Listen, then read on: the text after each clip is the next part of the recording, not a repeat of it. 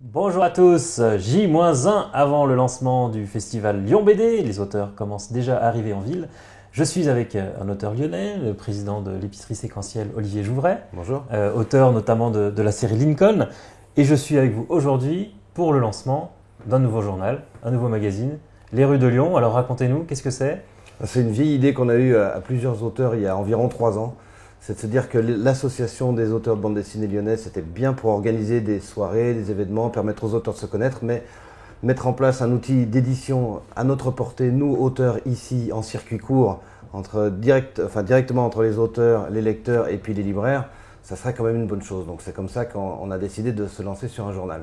Alors le concept, c'est un journal, dans chaque journal 12 pages je crois. C'est 12 pages en entier et 10 pages de bande dessinée pour chaque numéro du journal. Une histoire complète à chaque fois, Oui, à par un propos de l'histoire des rues de Lyon. Ouais, c'est ça.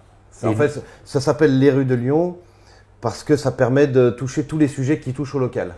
Donc c'est pas forcément ce qui se passe dans une rue, mais c'est ce qui se passe ou qui s'est passé sur Lyon. Parce que c'est pas seulement des sujets historiques que nous allons traiter, ce sont aussi des sujets plus contemporains dans les prochains numéros. Alors c'est un lancement particulier parce que vous lancez dès le premier numéro, 6 numéros, c'est ça? Oui, tout Quel à est, fait. quel est le concept? On peut les trouver où? En fait, comme c'est un mensuel et qu'on a décidé de le lancer pendant le festival Lyon BD, qui aura lieu donc le week-end qui arrive, les 13 et 14 juin, forcément, ça veut dire que les numéros de janvier jusqu'à juin n'existaient pas encore. Donc on a décidé, comme c'est un mensuel et qu'on veut que ce soit un objet à collectionner, de lancer les 6 premiers numéros, donc de janvier jusqu'à juin, d'un coup, sur notre stand pendant le festival. Donc voilà, comme c'est une petite publication, démarrer avec quand même de quoi lire, puisque ça fait, si on compte bien, 60 planches de bande dessinée, ça fait un morceau Ça un fait peu déjà plus un bel sympa, album. voilà, c'est un peu plus sympa. Donc c'est 3 euros le mensuel, Ouais. en papier relativement épais. L'idée c'est Oui. quand même que ce soit un bel objet de collection à garder ensuite. Ouais. Même si ça ressemble à un journal, on a voulu un papier un peu plus fort pour que l'objet soit agréable à tenir en main, qu'on a envie d'en prendre soin, qu'on a envie de le collectionner. On va travailler sur la fabrication de boîtes spécifiques pour pouvoir collectionner année après année les journaux des rues de Lyon. Et parce qu'on considère aussi en tant qu'auteur que l'objet papier, à l'époque de tout numérique, est quand même super important pour conserver les objets de culture qu'on aime. Et alors qui est à l'initiative de ce projet? Ce sont que des auteurs de BD en fait. Ce sont que des auteurs de bande dessinée. En fait, le milieu de la bande dessinée va pas très bien depuis quelques années. Enfin, ça fait même assez longtemps qu'il y a des problèmes à gérer dans ce milieu-là. En tout cas, il y a une paupérisation assez galopante du milieu de la bande dessinée. Les auteurs ont de plus en plus de mal à en vivre. Donc, on s'est dit que plutôt que prendre un second métier dans un fast-food ou je ne sais où pour survivre, eh ben, on allait continuer de faire de la bande dessinée, mais en circuit court. En réduisant les intermédiaires, en faisant de l'auto-édition collective, participative, solidaire, sociale, puisque le principe même du fonctionnement de notre association, c'est que seul le travail de l'auteur est rémunéré, tout le travail éditorial est fait par les auteurs eux-mêmes, en commun et bénévolement. Et donc tout a été financé sur des plateformes participatives. Alors, comme on n'a pas d'argent parce que les auteurs sont plutôt pauvres, on a décidé de lancer une opération de souscription en ligne pour permettre aux gens d'acheter en avance nos journaux et on espérait 13 000 euros pour financer les 6 premiers numéros. Et finalement, on a obtenu 23 000 euros qui nous permettent de quasiment financer toute la première année de publication avec plus de 600 personnes qui ont participé au financement de notre projet. Donc ça, c'est très enthousiasmant. Et pourquoi ne pas vous tourner vers un éditeur? Parce qu'en fait, au début, on avait envisagé de créer une structure d'édition traditionnelle, mais on s'est rendu compte que ça générait tellement de charges pour un public local, comme ça pour une publication locale, qu'il était impossible de payer correctement les auteurs. Et d'ailleurs, c'est le problème qu'il y a dans l'édition traditionnelle nationale pour une édition de masse, c'est qu'aujourd'hui, il y a tellement d'auteurs, tellement de publications, que chaque auteur a vu ses revenus diminuer. Il est impossible ou très difficile d'avoir des fortes diffusions pour un auteur ou un jeune auteur, et donc d'en vivre. Forcément, toute l'édition génère trop de charges, donc les auteurs deviennent la variable d'ajustement, et ça devient de plus en plus difficile, voire impossible d'en faire son métier à temps plein. Donc on a dit, si on veut conserver cette activité d'auteur comme un métier à temps plein, eh ben, il faut qu'on change un petit peu la donne, donc il faut qu'on repense un petit peu le travail éditorial. C'est parce qu'il y a trop d'auteurs? Je ne sais pas s'il y a trop d'auteurs. Je sais en tout cas que depuis une vingtaine d'années, même une dizaine d'années, le nombre de bandes dessinées qui sortent chaque année a été multiplié par 5, pendant que le public lui-même a été multiplié par 2. ce qui est déjà pas mal, mais ce n'est pas suffisant pour absorber les 6000 publications qui sortent par an. C'est beaucoup trop. Donc trop d'auteurs, non, parce qu'il y a du travail pour tous les auteurs. Mais trop de bouquins, oui. Donc c'est là où je fais la différence. C'est qu'on peut faire de la bande dessinée, on peut en faire son métier, mais on peut penser son métier autrement qu'à travers une publication de masse, à travers un réseau national, voire international. Le travail en local est vachement intéressant et il y a beaucoup de boulot à faire là-dessus. Oui, puisque la BD, vous le dites souvent, c'est un média qui a l'avantage de parler à tout le monde. Pas forcément facile à réaliser, mais qui peut parler à tout le monde. Je dis souvent que c'est la seule langue que tous les humains ont essayé de parler un jour. En tout cas, on a tous essayé de dessiner quand on était gamin, même si on a arrêté à différents âges. C'est quand même une langue qu'on a tous essayé de parler, et puis c'est quand même une langue qu'on est tous capables de comprendre. Donc ça en fait un outil extrêmement populaire. Et nous, ce qu'on a envie de faire, c'est de militer pour que les gens comprennent que ce langage graphique que maîtrisent les auteurs, il peut servir à autre chose que de la fiction, il peut servir à autre chose que servir le propos de l'auteur lui-même. Il peut être mis au service d'autres personnes pour de la communication, pour du documentaire, pour du reportage, pour de l'historique, comme ce qu'on fait. Et on a de plus en plus d'ailleurs sur Lyon des institutions, des centres de recherche scientifique qui contactent des auteurs de bande dessinée pour travailler en collaboration avec eux, pour parler d'environnement, pour parler d'immigration, pour parler de recherche scientifique X ou Y. Donc ça, c'est vraiment quelque chose qui nous importe parce que le travail qu'on veut faire auprès des auteurs et de nous-mêmes, c'est de bien comprendre que notre métier, c'est pas dessinateur de bande dessinée, c'est dessinateur, c'est scénariste, c'est auteur, et on peut mettre notre langage au service de toutes sortes de propos. Alors, je crois que vous avez recensé près de 200 auteurs qui ont déjà sorti un album à Lyon. On en compte 1500 en France, donc une concentration d'auteurs à Lyon assez extraordinaire. C'est une richesse pour la ville ou c'est compliqué de trouver du travail pour tout le monde? Non, je crois que c'est une vraie richesse parce que ça fait quand même des années qu'on parle de crise, crise de politique, crise économique, crise identitaire, crise je ne sais pas quoi.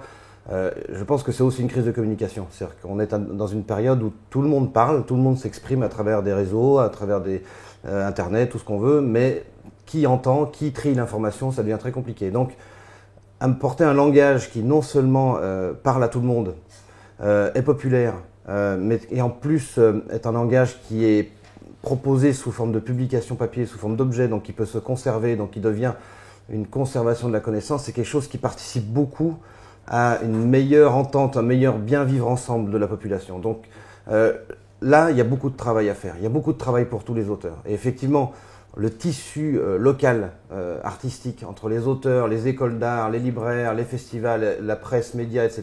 Locale, il y a de quoi faire des merveilleuses collaborations et je pense qu'il y a beaucoup de travail à inventer, beaucoup de métiers à inventer autour de ça, donc je ne suis pas très inquiet pour l'avenir. Vous ne dites pas il faut dissuader un certain nombre d'auteurs de faire de la BD, c'est un métier trop difficile. Non. Parce que ce n'est pas un métier dont on vit facilement aujourd'hui. C'est pas un métier dont on vit facilement, effectivement, mais c'est aussi parce qu'il faut savoir que sur un livre classique, les auteurs touchent 8 à 10% du prix hors taxe du livre, ça fait pas beaucoup. Ici, le fait qu'on publie en local et en plus qu'on fait tout le travail éditorial de manière bénévole, on peut monter les droits d'auteur à un tiers du prix du livre. Donc ça devient beaucoup plus intéressant de faire ce métier.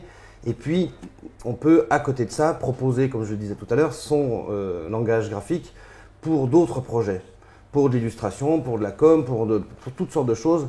Et tout le monde a besoin de communiquer.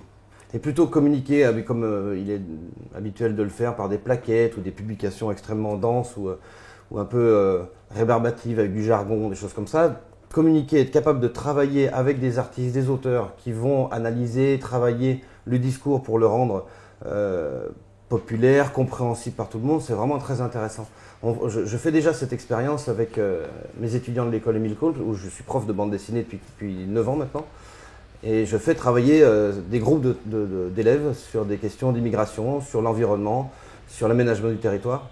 Et non seulement eux, ça leur permet de mettre, comme je le disais, leur langage graphique au service d'un propos qui n'est pas le leur, mais ça oblige aussi les institutions avec lesquelles on travaille à repenser leur communication, à se demander comment transmettre la passion qu'ils ont pour leur métier à des jeunes artistes et comment faire en sorte que ces artistes soient capables de le retransmettre ensuite sous forme de langage graphique. Donc ça demande une vraie digestion de l'information qui est profitable à tout le monde et ça c'est vraiment intéressant. Donc je pense que si on travaille dans bonne collaboration tout le monde, ben c'est profitable à tout le monde.